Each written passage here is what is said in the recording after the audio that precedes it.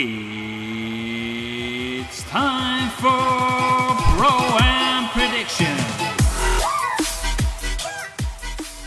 Hello and welcome back to ProAm Predictions. I am Paul O'D representing the amateur side, and as always I am joined across the table by Ryan the Hulk Spillane. How are we doing this week, Ryan? You're the last 2-3 shows now we've gotten a sweaty post training Hulk. The fans are just getting an absolute treat these weeks. Treat. We might get a showered Hulk one of these weeks, you never know. I'll get a clean Hulk. We do have a lot of fights to talk about this week. We have Bellator 267 headlined in London, headlined by MVP and Douglas Lima, the rematch. And we have a UFC card headlined by Thiago Santos versus Johnny Walker, and you have an invested interest in that one as well. Yeah, helped him for this fight. Yeah, and how's he looking going into this? I'll leave all my thoughts when we actually get there, because I have a few really good thoughts about that fight. But no problem at all. So I suppose, look, we'll start with Bellator. Obviously, this is the first major card in 2021 in Europe. Yeah, so reopening their European kind of leg again. They kind of do a few shows in a row, which is a relief because UFC obviously were supposed to be here a few weeks ago in London, and of course they pulled out very late. That was meant to be Till and fucking Hermanson, I want to say. Gus. No, it was Till and but originally it was Till and Hermanson, wasn't it? No. Vittori. No, all those fights were pulled. It was meant to be who Till fought. Fucking who Till fight? Who Till lose to? The other European guy. No idea. His last fight. Brunson. Derek Brunson. Yeah. He was meant to fight Brunson in London. Yeah. It was originally scheduled to be Gus, and then it was Gus or someone. Yeah. I thought it was Brunson. There we go. Look, we're a bit all over the place. Oh, we're all over the place today. But we do have a card in London. I'm not going to say it's not a great card. There's some great fights on the card, but we've had stronger cards over here. I feel like when Bellator come to Europe, I feel like their London and their English cards aren't as stacked. Mm-hmm. I feel it's always like a jumping ground for local talent and stuff. When they were in Birmingham, they had a few Birmingham fighters. When they did London, they have a few fighters around here. Obviously, the London shoe fight lads get a pick and all that. But I feel that Dublin card is always the big European one. Yeah, but I think that's based on the fact that they have a lot of Irish talent that have already kind of found their feet in Bellator and have built up a kind of reputation in Bellator. Yeah, I imagine that's what that is, because, like you say, even still when they do go to Ireland, when they go to Dublin, when they go to Italy, different places like that, they still do bring through some talent. They're always great cards, but I feel like when they're doing, obviously we have more invested when it's in Dublin. We always know the fighters and all that. But they're always a better caliber of fighter. I feel like the Dublin cards are always better. Like in Dublin, you always have a Peter Queeley fight. You had that great fight with Peter fought Ryan Scope. Great fights are always in Dublin. And then the London cards are always slacking. There's always a few good fights, but never to the caliber of Dublin. I feel anyway. I think after what Conor McGregor did in 2013 as well, a lot of the American fighters and worldwide fighters want to fight in Dublin. They want that crowd, fight experience. Yeah. So anyway, look, main event in that one, we do have, it's Douglas Lima versus MVP, and of course this is a rematch of the semi-final of the welterweight Grand Prix not that long ago. But we look at what's happened since then. MVP's gone on a 5-fight win streak, of course, up in Dublin. He fought Richard Kiley. You have Malilo Anzai, then Ross Houston, which we knew was going to be a tough fight, and then Derek Anderson, another very tough competitor in that welterweight division. Douglas Lima, on the other hand, he had the win over McDonald, obviously, in the final. Yeah. Lost to Mousasi. And then the loss to Mousasi and the loss to Amosov. Yeah. So he's 1-2 since their fight. But you look then, obviously Ross Houston and Derek Anderson are good opponents. Yeah. But then you look at them compared to Mousasi and Amosov. It's a different kind of caliber, Yeah, but there's a lot to be said about momentum as well. I think you look at the two of them right now. One is on a 2-fight skid. Again, one was contending for a belt. The other was defending his belt. I get that they're much higher caliber of fight, but coming off 2-fight skid, going into MVP's hometown, who's 5-0, and whatever way the first fight went, I thought MVP was very much holding his own, if not looking very good in that fight, until the leg kick, and he fell onto a punch, essentially. Yeah. Now, Lima will tell you he meant every yard of it, but I mean, there was an element of luck in the way he got that. He took him out. So do you think this fight plays out similarly, or do you think it's leaning towards all, basically everything is in favour of MVP, being at home, having the home crowd, riding a 5-fight win streak, knowing what he knew from the first fight that it was going well up to that point? Do you think, would you lean towards MVP, or what way are you leaning in this fight? Styles make fights, and I feel like if MVP can kind of start letting fire and getting comfortable, because when he gets comfortable, he's very good. Yeah. But we've seen in fights where he gets very uncomfortable, and then he can't fire shots. He's not dancing around and all that. Yeah. I feel like Lima's the fella that'll put him out there, and especially now knowing that, you know, Lima has put him out cold, like, and that's always playing in the back of his head as well. Like you're talking about, you know, momentum and all that. Yeah. But there's also the fact that the last time Venom Page was out cold was because of him, you know. Yeah. And there's always, will he go in there and will he change his style up, or will he kind of not be a bit more hesitant? Yeah. And then I think that's a bad thing, because if he's more hesitant, then he's not going to be firing shots. I think it's a very tough fight. I want to say MVP wins it by TKO. I'm right there with you. Yeah. By the way, last week we went against each other on everyone except for Valentina. I think we did that deliberately in a couple of fights, absolutely. But it was just interesting to see, and we both ended up with a 3-2 record at the end of it. But yeah, I'm with you on this one. MVP is probably going to go into this a slight favourite on the betting, just because it's in London. Yeah. But I do see him earning that favourite tag in this one. I see him. I can't see him taking Lima out, but I can see him outpointing Lima over. No, I see him putting him out maybe round 2. Oof. I see him putting him out definitely. Something big, something kind of flying knee, or definitely, like it's Venom Page. Like he can literally throw anything. It could be a spinny kick. It could be a flying kick. It could be a basic just head kick or something like. Yeah. But I feel like we're getting something off him. Very well. I feel like he needs to put a statement out. I feel like the kind of person Venom Page is. I feel like the fact that he got knocked out, he needs to knock him out now. You know, in his own head. Well, I have MVP picked for. At the start of the year, I picked MVP to be welterweight champion at the end of the year, so I kind of need him to take this one. Yeah. Well, you see, I thought before Amosov would get the shot, that MVP would get the rematch. Yeah. And I fancied him in it, so we're getting the rematch, but there's no title on the line. It is a good fight all the same, though, and a good headline for London. Co-main event, we have Irish-owned Leah McCourt, 5-1, taking on Jessica Borga. Now, obviously, Leah had a very tough fight. We talked about this off air a little bit. She had a very tough fight in her last one against Janae Harding. Came out on top of that, but against all the odds. I mean, she was under pressure in that fight. But that takes her now 5-fight win streak, 5-0 in her last 5. She obviously lost her debut. And 4-0 in Bellator. Jessica Borga, on the other hand, is 1-1 in Bellator, 3-3 overall. She's coming off the loss to Talita Nogueira. Jessica's kind of one of those girls that she's been brought in there. And I hate to say she's been brought in there as a kind of a warm-up fight for people. Yeah. But she's in that division to feed to the stars. She's in a position where if she beats a couple of them, she creates a name for herself. But that's not her purpose when she's in there. She's in there to kind of, like, I'll put it this way, she wouldn't be co-main event of a London card if she wasn't fighting across the cage from Leah McCourt. She's in the bolster, the kind of the rankings, and she's in there to add a few names. That's it, exactly. Leah needs another couple of wins, but she finds herself in that unenviable position. I've talked about this since the Bellator rankings have come out. She's only 5-1, and she finds herself, I think it's 4th or 5th in the division. I think after beating Jenny, I think she's up there, yeah. Which to me is madness, because she's a girl that, all right, and I went back in all amateur records as well, and I'll get to that, but she's 6 pro fights.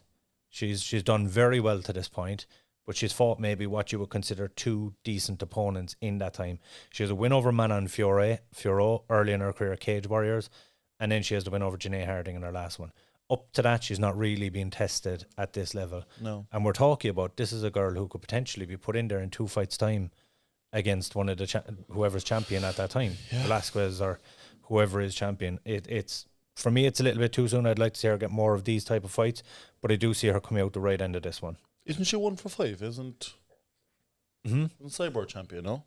Oh, sorry, 1-4-5. Yeah, that's even worse. Cyborg. I was thinking 1-2-5 in my head for whatever reason. Velasquez, I was like, but that's even worse. I mean, imagine going against Cyborg after 6 pro fights. Yeah. The one thing I will say is I looked at the amateur side. Overall, Leah is 11-2. 2 gold medals at the IMAFs. Yeah. Huge experience. So I'm probably discrediting her level of experience to a certain extent. But at the same time, we're talking about Cyborg. Yeah. You need to have 10, 15 pro fights before you take on someone Absolutely. like Cyborg. And Jessica Borg, on the other hand, is 9-7 overall, if you include her amateur fights. There's a touch of a journeyman kind of vibe around her. So, and I feel like Bellator kind of shot themselves in the foot with the rankings.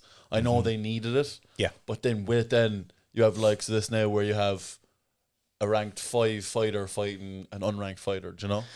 But what caught them was they put so many stipulations on that the fighter has to have fought in so much time and blah, blah, blah. Right in the middle of COVID, they brought him out. Yeah. Half their roster hadn't fought in 8 months. It excluded half their top fighters.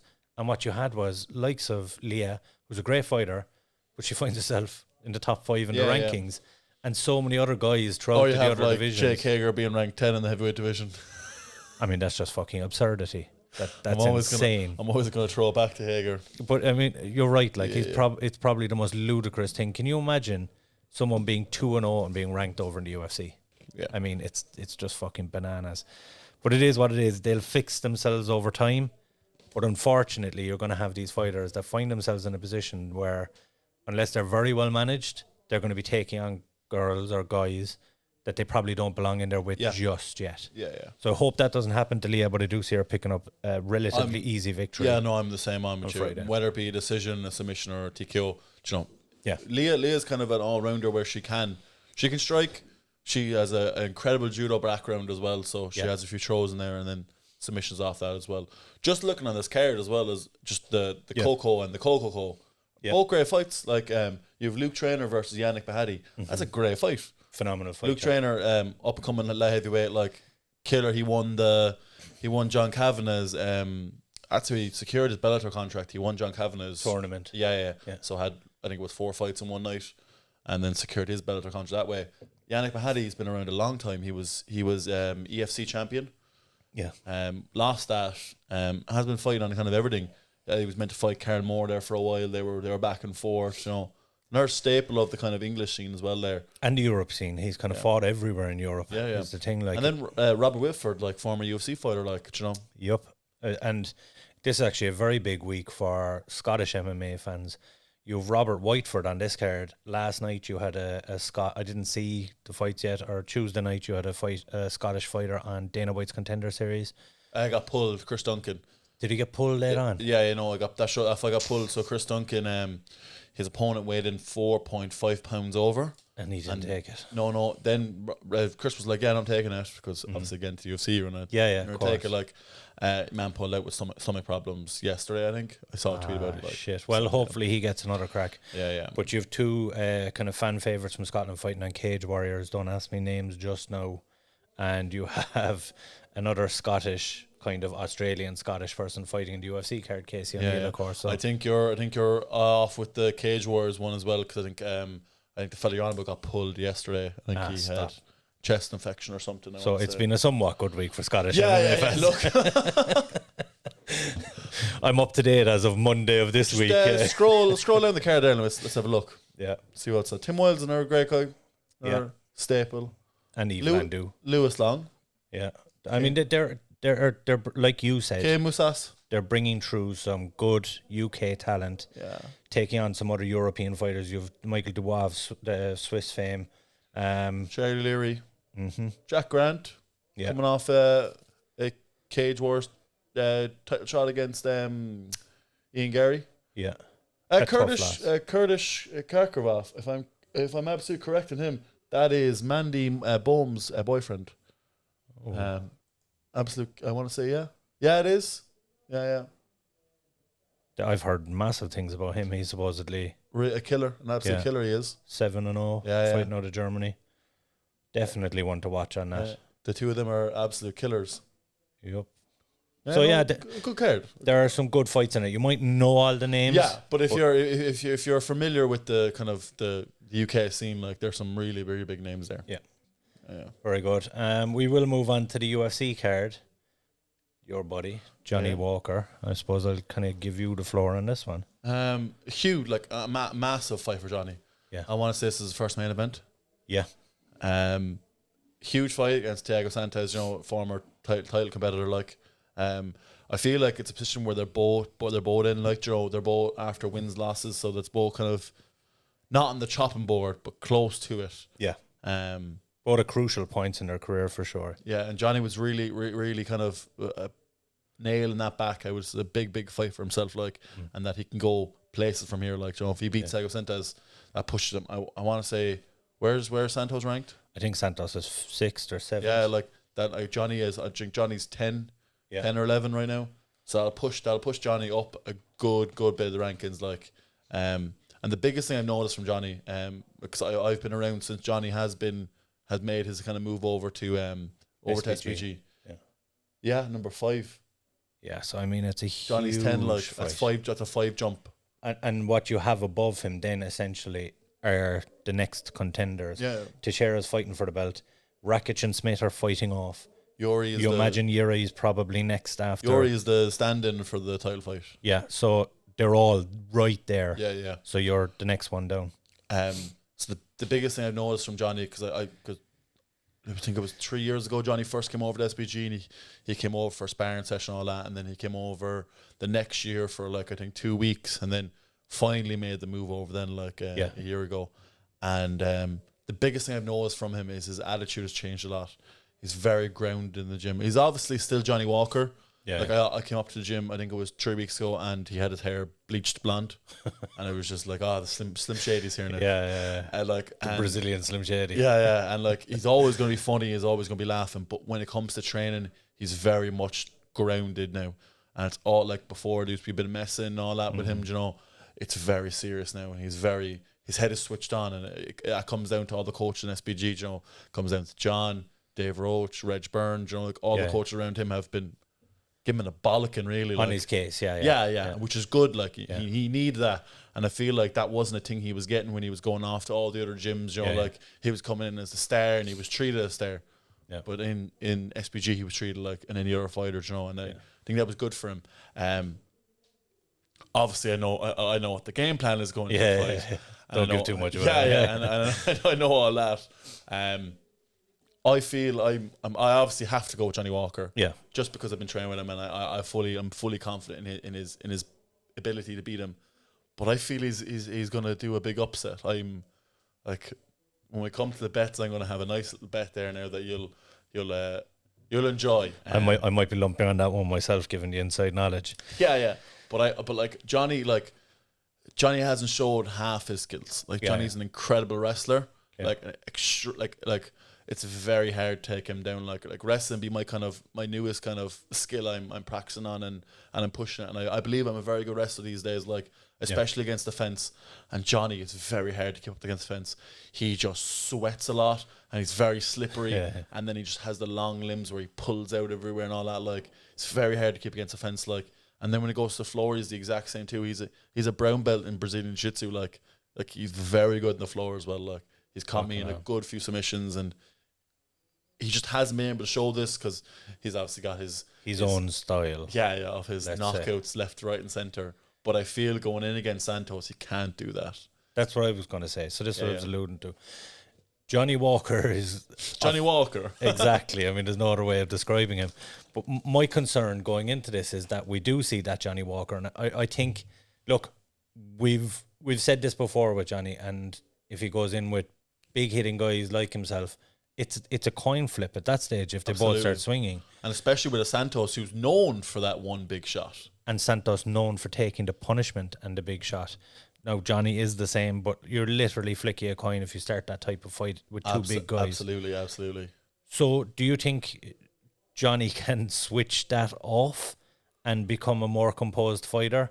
Or are we still going to get to see a lot of that with a few new tricks and a few new kind of, I suppose, when he does get hurt, would he go for to grapple as opposed to just continue to slug it out? It's a hard one because like you can't switch that off, and like as much as like he's trying to in train and switch that off, you can't. Like it's a style, like that's just in you. Yeah. And the coaches don't want to get rid of that, Yeah. But he's definitely the route to victory has to be look to put him against a fence hold him, look to bring him to the floor and show off that jiu-jitsu as well. Yeah. But then Santos is legit. Jiu-jitsu as well, legit as well. Like, so it's two Brazilians there going at it. Like, you know, it's a very tough fight.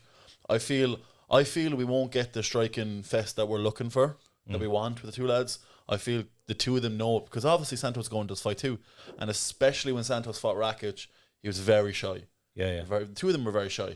Yeah. And I feel if we get the Santos that's shy, I feel that's just Johnny plays into Johnny Walker's hands, waiting to pick him apart. Then, like, do you think now is the perfect time to be taking on Thiago Santos, coming off the back of 3 losses, and kind of like, I mean, obviously you'd Teixeira, who he almost put out the start of the first round and then got beaten down quite badly. You had the Jones loss that he was right there. Many argued he won that on a split decision. Yeah. And then you had the Rakic loss where he looked hesitant. He looked like he wasn't himself. And he kind of got touched up a little bit in that fight. Yeah. Do you think now's the time for someone like Johnny Walker, who's going to come forward, who's going to be in his face, is the right person to kind of go in there? Or is it the right time for Johnny to take on Thiago and use the game plan that he's always used? I think for Santos, I feel if he loses Johnny Walker and Johnny Walker can implement his game plan and beat him, I feel it's over for Santos. Yeah. I feel the nerves are too much for him. I feel like the shyness is gone. Like, you know, it's too much.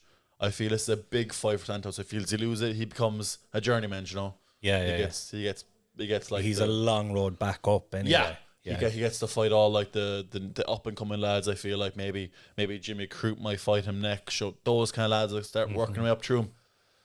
If he wins it, I feel then that he could right back there. Yeah. Push title shot then, like, you know. Because we forget right before the 3-fight losing streak, which started with John Jones in a title shot. Yeah. I mean, you're right at the top of the world losing to guys. Absolutely. Right before that, he had a massive victory over Jan Blachowicz, who's now champion. So I think if Blachowicz kept the belt and Thiago Santos did win, I mean, there's an argument to be made that he kind of skips the queue there, being that they're all so close at the top. For me, my prediction, because we know where you're going to go with this, I'm predicting absolute violence in this, because I know what you were saying about Santos and timidity, but I think the fact that if Johnny Walker just comes forward, what we have seen from Johnny Walker in the past, I don't think Santos will have any other choice but to throw hands. And I think it could be a little bit of a coin toss if it goes that way, but I would side, based on the fact that Johnny Walker will be the one coming forward, I would side on him getting a KO, but it could go either way. And I reckon either way, it's a first round KO. Do you think so? Yeah. It's not going 5 rounds. No, there's for sure it's not going 5. No way it's going 5 rounds. I wouldn't even say it goes past 3 rounds. Yeah. It's first, second round, really, like. Yeah, like a KO victory is going to be the easy one to pick. Like, you can go, like, I don't know. Yeah. So what's your pick? I'm going to go Johnny Walker by submission. Oof. Jesus, you're going right out there. Yeah.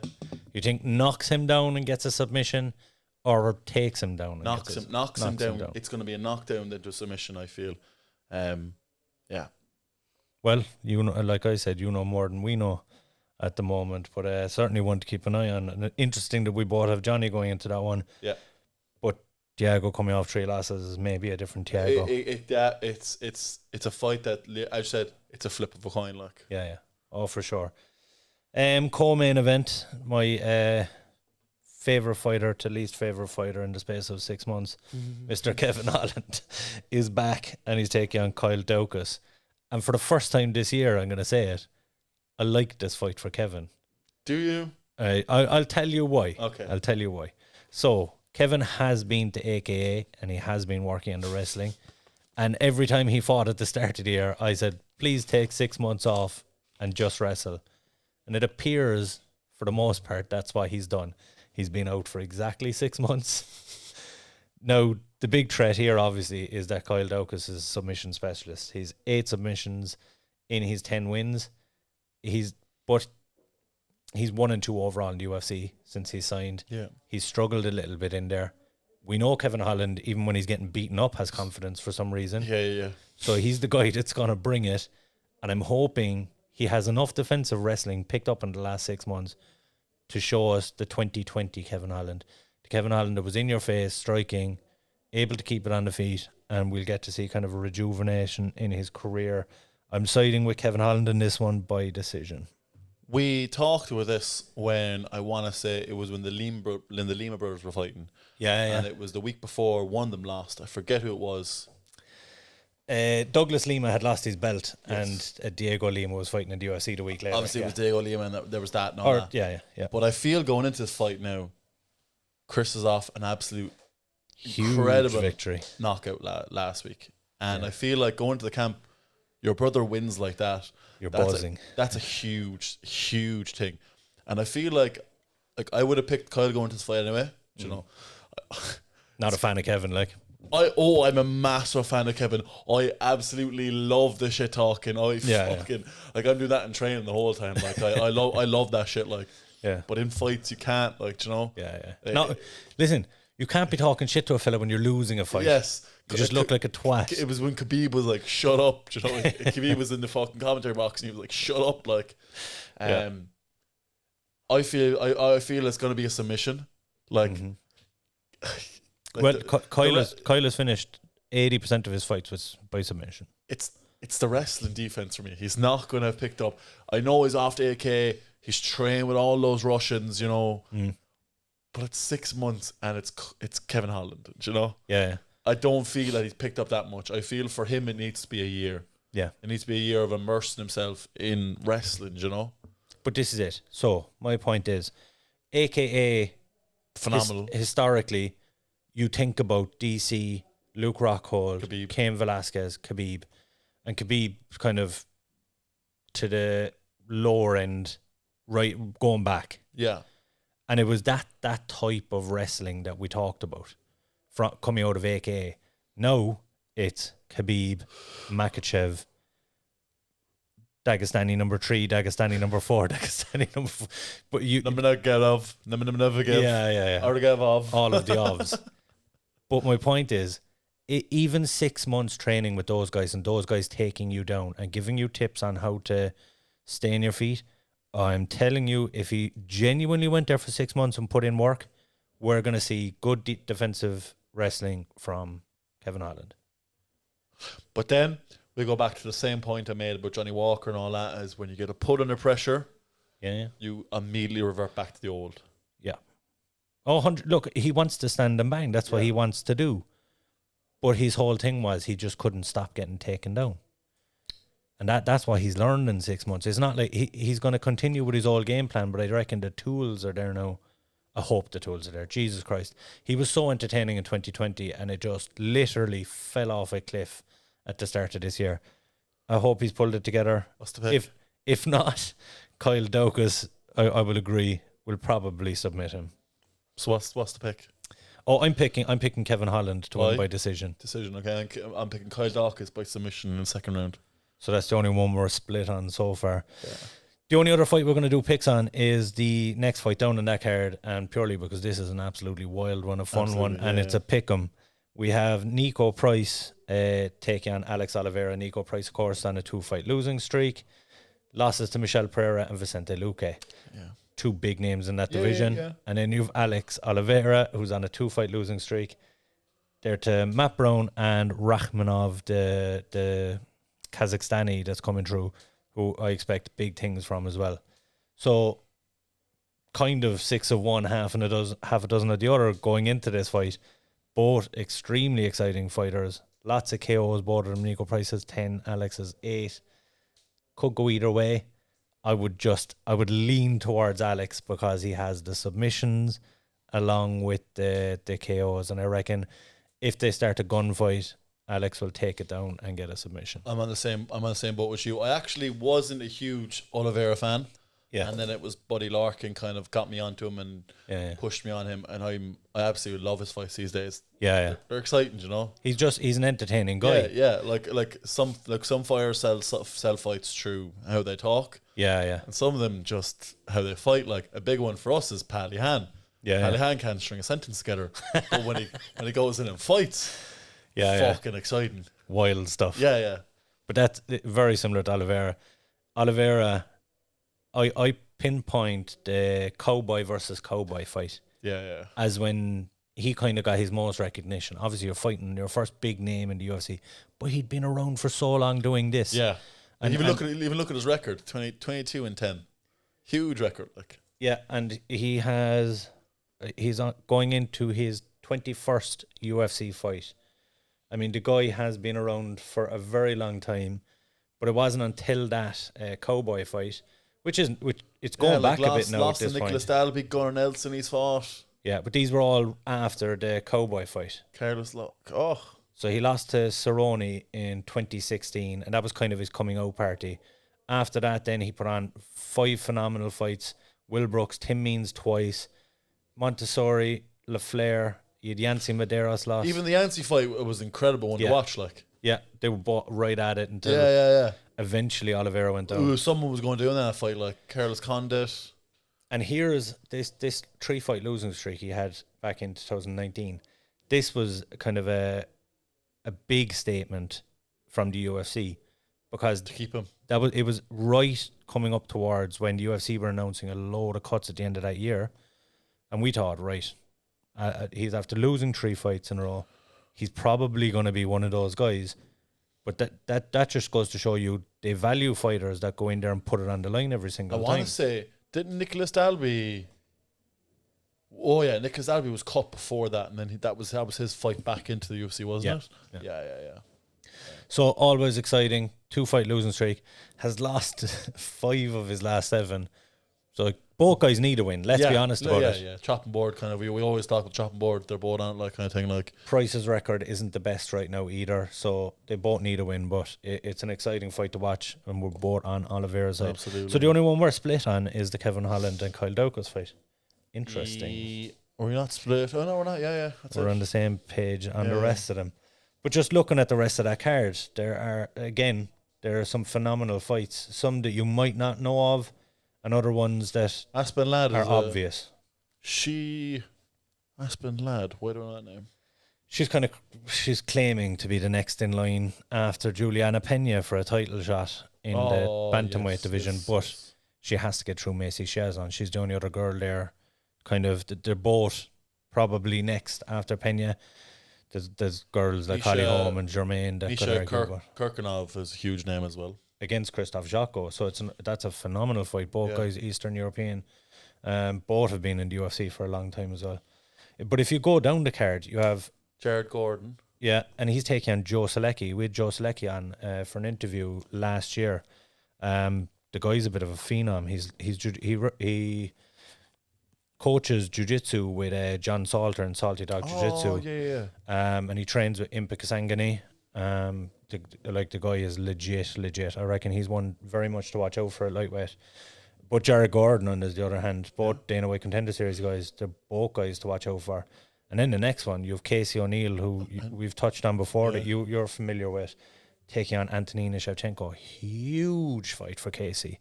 That puts her right up into the top 10 in the rankings. And then we talk about the whole Liam McCourt situation where you're 7-0. But what I will say is, in Casey's defence, the last time we were on here and we talked about her last fight, and I said, maybe it's a little bit too soon for Procopio. Well, you said it. I didn't. Yeah, and I was like, maybe it's a little bit too soon to be jumping up to Procopio. You ate your words immediately. I did, because she was phenomenal. And then I went, whoever next. Do you know? So it seems like a big step up, but she was so good against Procopio, who's just outside the 15. Yeah. It's hard to argue her. There's been incremental rise with her, I'll put it that way. Whereas with Leah McCourt, she hasn't really fought anyone until her last one. And it wasn't going her way until the very end. No. So for me, there's a slight difference there, but we've Betch Kohei is back in the UFC taking on Carol Rosa. I was just going to fucking say, like, Jesus, it's been a while. Yeah, so look, there's some good fights. You look down the card, decent fights on the card, and then there's some kind of unknowns. Alejandro Perez versus Johnny Eduardo is going to be a phenomenal fight at bantamweight. But yeah, 2 fight cards definitely worth keeping an eye on. What have you got going on this week or next week? Nothing. I've had so many fights announced in the last week, and they've all been pulled or something happened, or I'm just training away. Hopefully get something for end of October, start November, and I'm in fight camp right now. I'm training away. Yeah. Hopefully something soon. So Johnny, obviously, you were preparing him for this camp. there'll be a lull now until the next camp when you're preparing. I'm heading over to Team Cowbon in a few weeks. Tom was texting me actually yesterday. I thought he was injured, but apparently he's back training. I thought he broke his hand, but he didn't. So he's probably looking to get back in there before the end of the year as well. Kind of thought that when I got the text, I kind of thought that he was kind of ramping stuff back up again. So maybe he's looking for a fight, maybe December. Get a nice Christmas going, like. Yeah, and it's great for you to get working with someone Tom Aspinall's caliber, like it's. Yeah, an absolute fucking killer. Yeah, excellent stuff. Where can we find you on social media? Ryan Spillane MMA on Instagram and Twitter, and Ryan the Hulk Spillane on Facebook. And don't forget to follow us on YouTube at Guts and Glory MMA. And go over to Facebook and give our page a like, The MMA Opinion. Thank you very much for watching.